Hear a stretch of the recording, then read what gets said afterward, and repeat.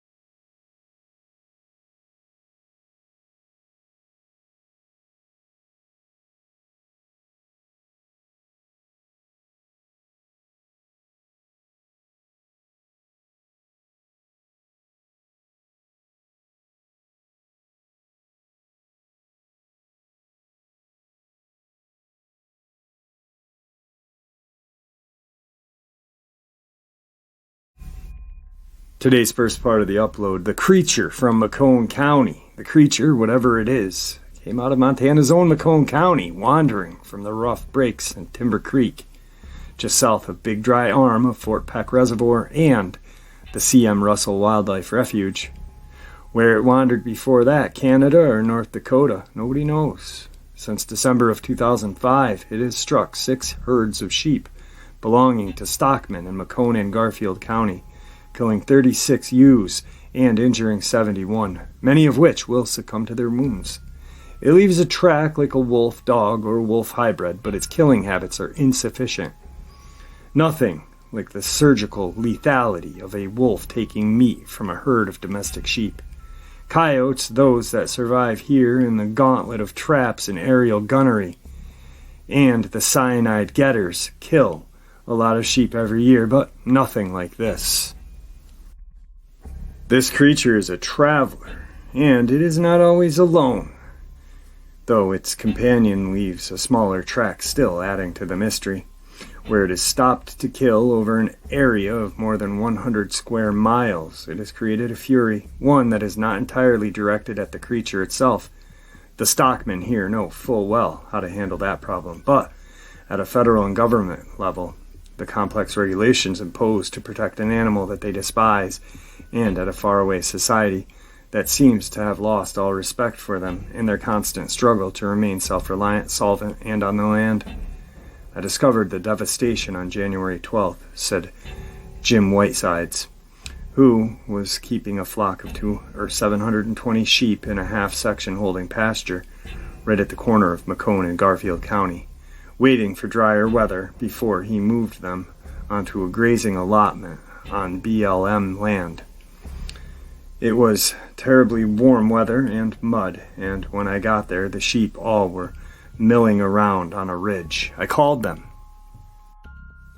all down, and as they came close, it just looked like they had been attacked. Blood everywhere, their hams bit and plugs taken out like a lemon, and of course, then there were some lying around dead. Whitesides would have 21 dead ewes in that bunch and 39 injured. He estimates that the attacks have cost him over $19,000, an almost ruinous blow. I've seen some terrible coyote damage, but nothing like this. Whitesides has spent his life running cattle and sheep in the Missouri Breaks country. In his speech, there is a slight but distinct barrage explained by the fact that his mother came from eastern Montana from Scotland in 1906. His father came to the area in 1912. His parents would have seen the last of the wolves in eastern Montana. Everybody has relatives who claim to have been in on the last wolf killed around here, Whiteside said. And it must have been around 1920 when they finally got them out of here. They had to, if they were going to raise stock. In this lifetime, he said, he has never had to think about a wolf, and has paid little attention to the conflict over reintroducing wolves to Yellowstone. That wasn't in my realm, and I couldn't imagine all the fuss over it. We always take a lot of losses, normally under 100 head a year, but it's always coyote. The battle against coyotes is conducted by stockmen with the help of 2 full-time trappers who work Garfield County for federal wildlife service agencies. We have a very good program here, Whiteside says, and we couldn't raise livestock without it. The confusion over the identity of the animal that has rampaged through Whiteside's sheep started at another kill site back in late December, deeper in Mccone County. Mike McKeever took a severe hit on his sheep herd sometime on the night after Christmas. At first it appeared that only 2 ewes had been killed, but closer inspection found 15 more ewes that had been attacked but not killed. 10 of them would die to their wounds. By December 28th, the McKeevers had found 5 more ewes killed. Mike McKeever called the local predator control contractor, a pilot named Jeff Skyberg, to see what could be done. Now the plot thickens. Mccone County is one of the 5 eastern Montana counties that, about 12 years ago, became disgusted with the Federal Predator Control Agency and decided to take the job over themselves by hiring private contractors. But that was before there were any wolves in Montana or any regulations to protect them. Faced with the carnage at McKeever's ranch, Skyberg called the wildlife service agents to help him decide what to do. The men looked at 2 sets of tracks and agreed that they had to be made by some sort of wolf hybrid rather than a true wolf. The messiness of the attacks suggested domestic dogs as well. The whole lot of killing instinct, untampered by skill. The agents reported the attacks to the Montana Department of Fish, Wildlife, and Parks, which has taken the responsibility of managing wolves since an agreement was reached with the Federal Wildlife Agency. The federal funding became available early in 2005. Wolves are, for now, still listed as an endangered species, and the FWP makes its decisions between the guardrails of the federal policy. As Carolyn Sim, who directs the wolf program for the FWP, describes it, wildlife service agents called Sim and told her that the problem in Mccone County was domestic dogs on a rampage. Since dogs that kill stock are fair game for anybody with a weapon, it seemed as though the problem would soon be solved. Then, on January 12th, Whitesides found his sheep attacked. The next day, reports came in from sheep killings at McClerick Ranch in northeast Garfield County. In the pasture within sight of his house, John McClerick found, according to an account in the Jordan Tribune, Lambs with meat, hide, and wool dragged on the ground, their insides torn out and their front leg on one torn away. 10 were dead and 8 were still going. He found 2 more dead, and a 100 to 110 pound lamb, it was actually a wether, had been eaten and dragged in a 20 diameter circle. Whatever killed that sheep had stayed in the area for a long time, leaving a lot of tracks. We had an overflow from the water tank that was frozen and held the snow, and he sauntered around all over on that ice, McClarick said. I don't know what he was doing all that time. Like Whiteside's, McClarick has no experience with predation at that level he witnessed that morning. The tracks are bigger than anything I've ever seen before. We've never had anything like this. My parents lived just south of here, and in 1923 my dad had a little horse, and the wolves found him and hamstringed him, killed him. But that was about the last wolf in this part of county. The Wildlife Service agents had investigated, still figured the mess at McClarick's was the work of domestic dogs, so nobody called Carolyn Sim from FWP to tell her about the incident. On February 6th, Jeff Skyberg and his gunner, Les Thomas, were flying in Skyberg's plane, gunning coyotes as part of their contract for predator control for Mccone County and trying to find the stock, killing dogs, and were lost somewhere in the immense roll of prairie in Jagged County below them. On the ridge below them, they saw what they thought was pretty sure was a wolf. We got a call from the Wildlife Services saying that Skyberg had a wolf in his sights in Mccone, and could he go ahead and kill it, said Carolyn Sim. I could not just issue them a kill permit to go out and kill whatever wolves were there. It would be illegal. We had no reports of wolves' kills from there, and the attacks did not fit the pattern of a wolf kill. I said no, but Sim and others in FWP office knew that the denial would infuriate Skyberg and the ranchers in the 2 counties. The anger is easy to understand, Sim said. A government agent has just kept you from doing your job. Jeff exercises tremendous restraint, and I know he's mad, but I couldn't legally do it. There is no such thing as a no-wolf zone in Montana, no matter what people think. The FWP went into a huddle, Sim said first, with the possibility of federal delisting the wolf from the Federal Endangered Species Act looming. It is imperative that they remain within the law. So far, Montana's painstakingly achieved wolf management plans are a kind of blueprint for what seems like a balanced management approach for wolves. The plan has been approved by the Federal Wildlife Agency, while Wyoming's plan, which calls for treating the wolves as vermin away from national parks, cannot be approved, and has so far been the leading obstacle to taking the animal off the endangered species list. Sim and her office were in an odd spotlight and would shine far ahead into derailing and delisting process if they just went ahead and did what the ranchers wanted to do. We stuck our necks out and we authorized the Wildlife Services to take the wolf, even though it was technically illegal. During the huddle and the subsequent back and forth, though, the creature disappeared back into the maze of scrub pine and brakes. Attacks and the killings one sheep and injuring another in Garfield County over the weekend of February 18th are believed to be the work of that animal. Then the animal, or one very like it, appeared March 11th, about 50 miles away on a ranch northwest of Jordan.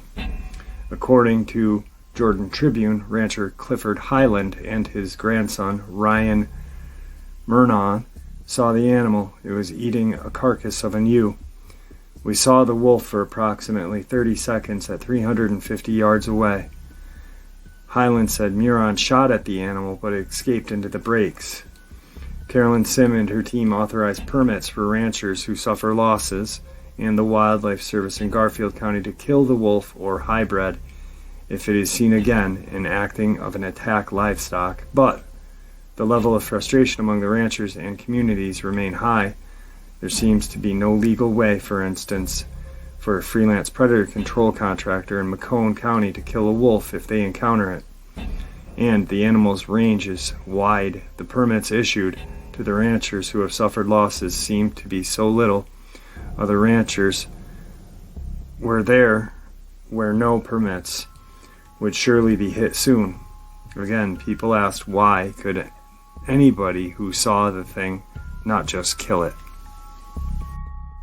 Funny thing is that the Mccone County creature was thought to be a Shunkaworkin, or there was a newspaper article saying Mccone County creature, is it a wolf or a werewolf, and where did it come from?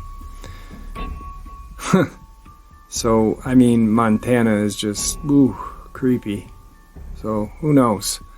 Not creepy. The whole state isn't creepy. I'm just saying this is creepy. So if there's anyone from Montana, please don't come and kill me. Because I'd love to go and see your beautiful state.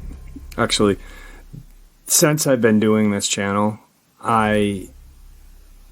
talking to everyone and learning more and more about different states, different counties, different this, different that. I would love to hit every state except Hawaii, just because it's a small little rock that's in the middle of the ocean with a volcano, and knowing my luck, I'd get trapped on it and the volcano would burst and burn me alive. But anyway, so is the Shunkaworkin the Dogman?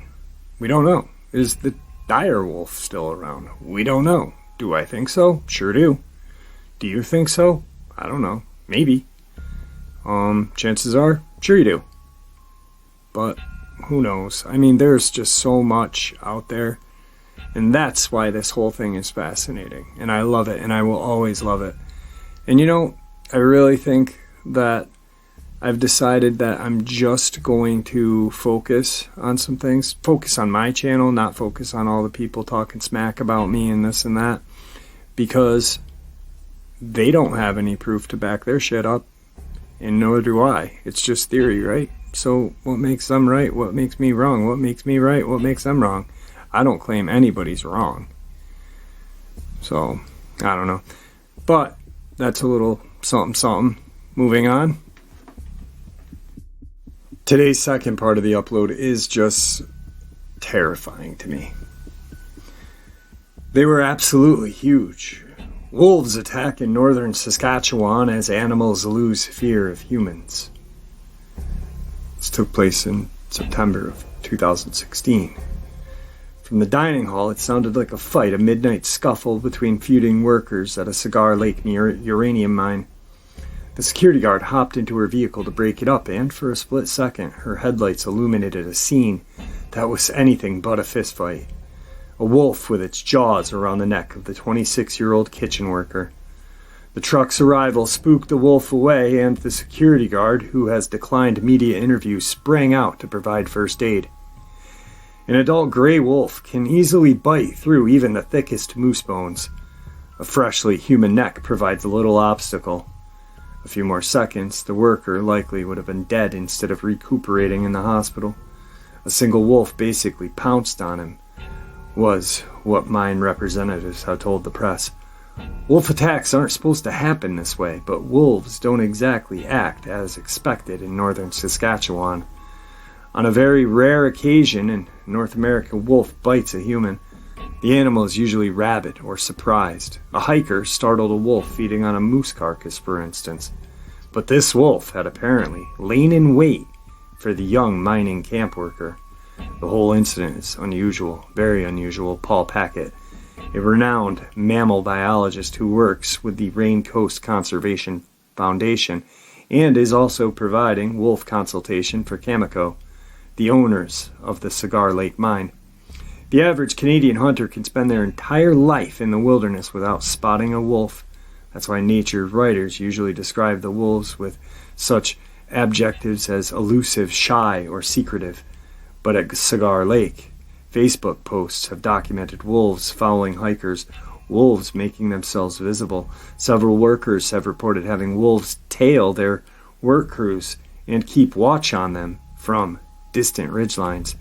They are absolutely huge. They have no fear of man and come into job sites often at night, said former Cigar Lake worker S.J. Rao in a message to the National Post. His closest encounter was having a wolf foul him across the frozen lake. Is anyone thinking what I'm thinking on that? You know, it's just not like... maybe I'm like really... Maybe I've got the tin foil hat on a little tight today.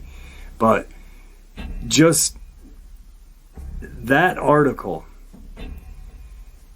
You've got a wolf, quote unquote, wolf, Dogman, lying in wait to spring on a worker, knowing, so this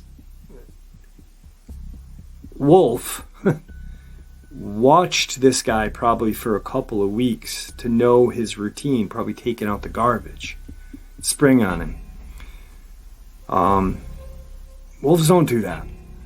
Dogman do. They're very methodical. You know, they plan. They really do plan. They're almost like militaristic. You know, they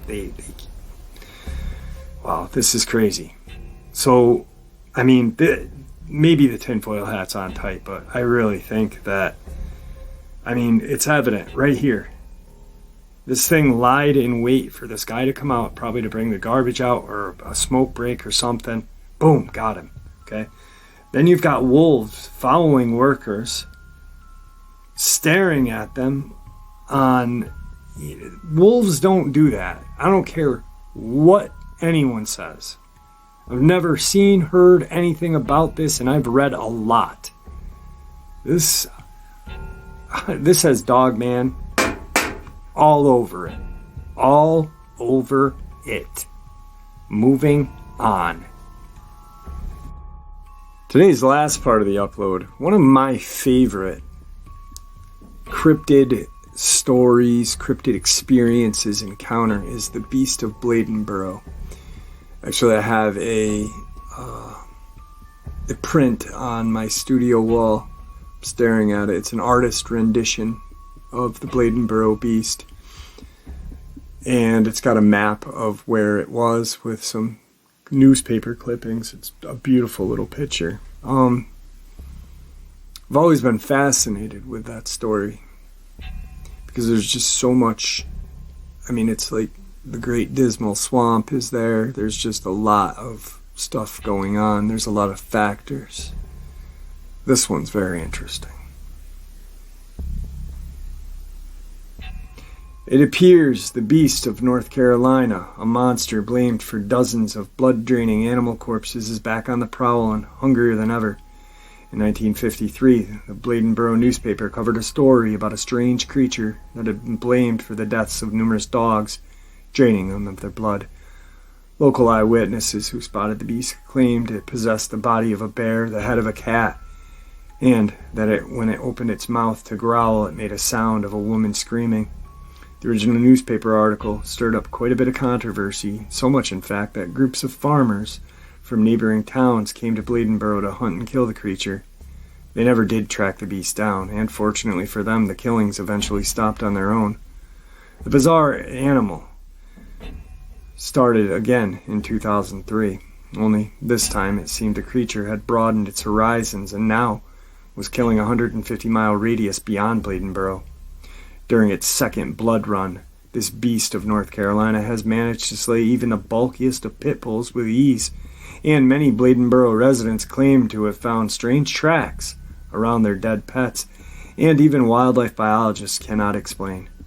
And then, much like 1953, the killings stopped, just as quickly as they started, until 2013. According to a report by paranormal investigator Thomas Byers, June 15, 2013, Bladenborough, North Carolina resident Misty Turner and her son Tyler contacted local police after something visited their farm in the dead of night, killing 3 of their horses and a large bull mastiff dog. Misty's son Tyler found the horses after the barking dog had alerted the family to the fact that something was sulking around their property. The dog continued to bark for quite some time. obsessed with the dense wooded area along the farm. Arriving police and veterinarians were shocked to discover that the horses had died from very deep puncture wounds in the neck. Even more shocking was that it seemed that the purpose of the marks were to allow the blood to be drained. The horses were also reported to have been wet with sweat, almost as if they had been running hard to avoid whatever was chasing them. The following evening, much to Turner's dismay, their dog was also killed in the exact same fashion, 2 puncture wound marks in the neck, found with the blood drained. Misty claims to have seen the thing that killed her animals. It was running from the lifeless body of her pet. Her description matched the creature's description in the same eyewitnesses' reports from 1953. You got a cigarette box? No, there's probably a boot next to it. Fucking ripped clean in half, and then this next to it.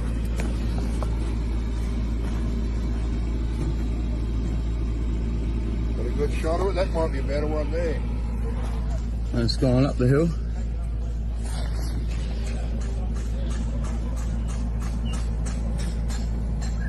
Hey, what about just digging a hole and burying it? It's only the creek. Yeah, that's right. What about up there? What's up there? No, that's not it. Yes, sir. Well, you can see where something's dragged it down there. I didn't look to see if the other car was still up there. Your boss will be his eyes open up.